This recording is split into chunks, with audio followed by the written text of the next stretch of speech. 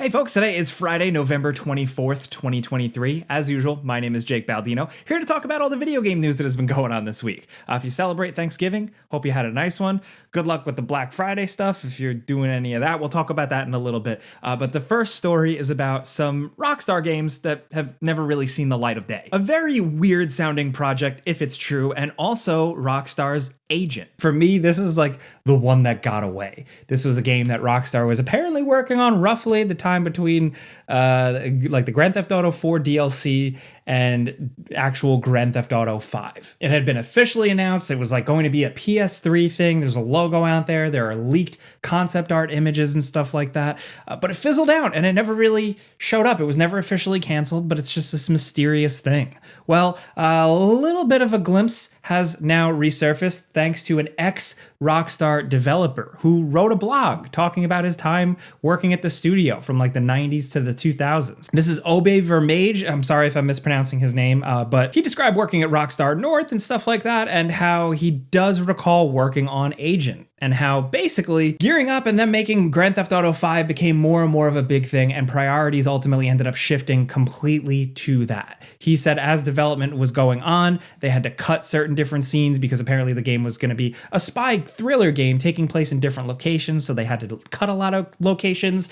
He also said that he does remember working on like a downhill skiing scene with shooting, which is just very Bond, like going back to, like, sorry as a Bond fan, but going back to like George Lazenby Bond, that's very cool. But ultimately he said, and I quote, "The game wasn't progressing as well as we'd hoped. It was inevitable that eventually the whole company would have to get behind the next Grand Theft Auto. We tried to cut the game down to get the bulk of it done, but it became clear that Agent was going to be too much of a distraction for us and we ditched it. I think it was handed over to another company within Rockstar but never got completed." So again, not really much, but just some acknowledgement from someone who seemingly worked there. Of course, they could be making this all up and talking out of their ass, but why would they? For me, just as somebody who likes video game history, and especially like on my channel, I love talking about canceled games and games that's never seen the light of day. So to just hear a little bit more about the Rockstar game that never came to be, I'll take what I can get. Also from that blog, which since has been taken down, a little description of another project they were working on that was kind of like a Scottish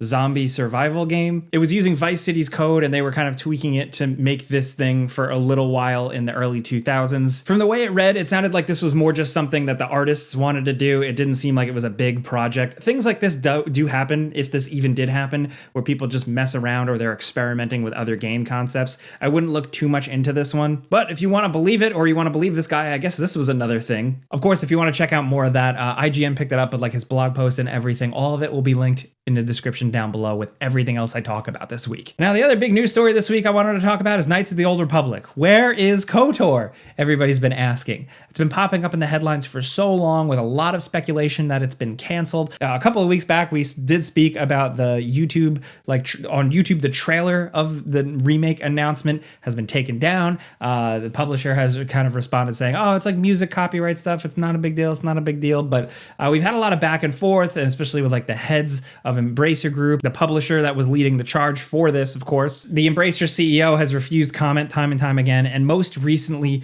Jeff Grubb of Giant Bomb, of course, and on his podcast, Games Mess Mornings, did go on record saying after looking into it, KOTOR seemingly is put on ice. Now, Jeff Grubb, of course, is an industry journalist reporter who does have a decent track record of scoops. He says, and I quote, "This game is not being worked on right now. Just full stop. This game is not being worked on in any way by any studio." To me, somebody who's been following this for a long time and who, believe it or not, is actually pretty cynical, I believe that. But in a last-minute update, journalist Jason Schreier, who often gets scoops for Bloomberg, did go on record saying, "Can't say whether the KOTOR remake will ever actually come out, but yes, two people from Saber Interactive tell me that they're still on it, despite rumors that nobody is working on the game." And as you'll probably remember, it was Aspire for a while working on the game, but then last year it was handed over to Saber Interactive. So people from Saber Interactive have told Jason that no, they're still working on it. So it's kind of like a who's saying what, what's going on?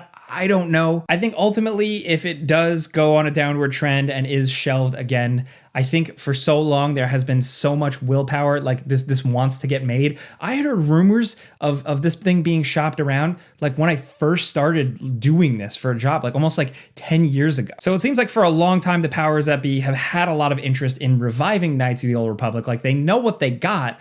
I think right now it's just caught in the bungle, the mess that is the Embracer Group shit, and with them just taking on a bunch of projects and investments without that capital actually showing up and deals falling through, and them having to lay off and shut down studios and shit. It's a mess. I really didn't think it would have something like KOTOR get caught in the middle of it, but for right now, that's where we're really at. I think also, like, another unpopular opinion you might not want to hear, I think that's a tough one to remake. I think it was so special at the time. I think the Star Wars fandom is just more of a mess than ever. The Star Wars property is more of a mess than ever. It could be either KOTOR could unify and fix everything if it was remade, or it would make none of the classic fans happy. I don't know. It's a weird situation. I could talk about Star Wars forever, but I'm going to spare you.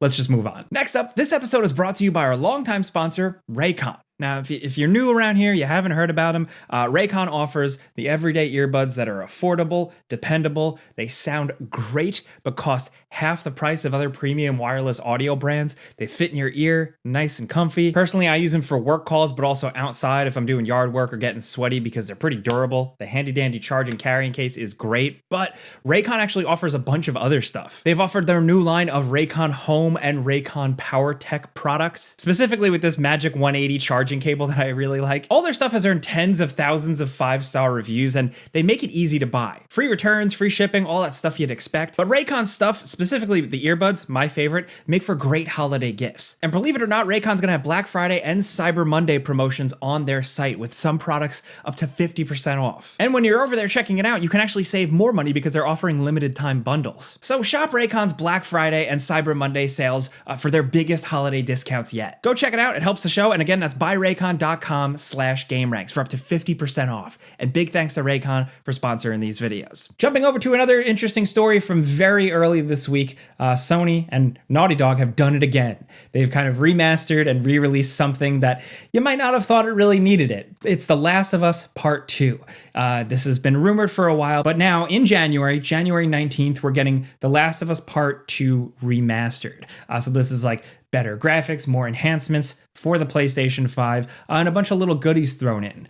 Missing levels that you can check out, like unfinished levels, a whole mode where you can like play the guitar, like from that one part in the game, a bunch of different skins. You know, it's definitely getting like a full worthwhile treatment, even if it is like the same game. It's also getting a different mode. It's called No Return, and it's kind of apparently going to be billed as like a roguelike survival type thing, and you can just play as any like random character from the game. And I think that's interesting because the combat can be a lot of fun in that game, so opportunity to use that combat is great. And that's where that's at. Like now it's gonna have box art that matches The Last of Us Part 1 remastered. And yeah, the only interesting thing here, I kind of buried the lead, is that they're not forcing you to just go out and buy this for $70. If you do, and chances are you probably might own the base game, like the PlayStation 4 game, it's a $10 upgrade. And I do think that's better. I think that's fairly reasonable. I know like not everybody's going to be happy about that, but like, you know, I remember paying something like $10 to upgrade Ghost of Tsushima, and I liked all the little extra content that came with that. So yeah. Also, I'm just speaking as somebody who's looking forward to replaying The Last of Us Part 2. I want to like kind of replay it, you know, away from all the conversation and the that came when that game originally released. I didn't think it was like the best game in the world or anything like that, but I definitely want to experience some of those moments again because I had to like blast through the game for review. Next up, some cool things I linked in the description down below. The first is our Black Friday video. If you're trying to get on like Black Friday or Cyber Monday deals or something like that, we put together a quick video with like some tips and just some deals we spotted online, some small stuff, nothing crazy. Let me know in the comments or on social like what you guys are trying to get this Black Friday. Of course, you got to get gifts for other people, right? That's what the sales are for. No, I'm just looking for a new monitor for my PC. But that's just me.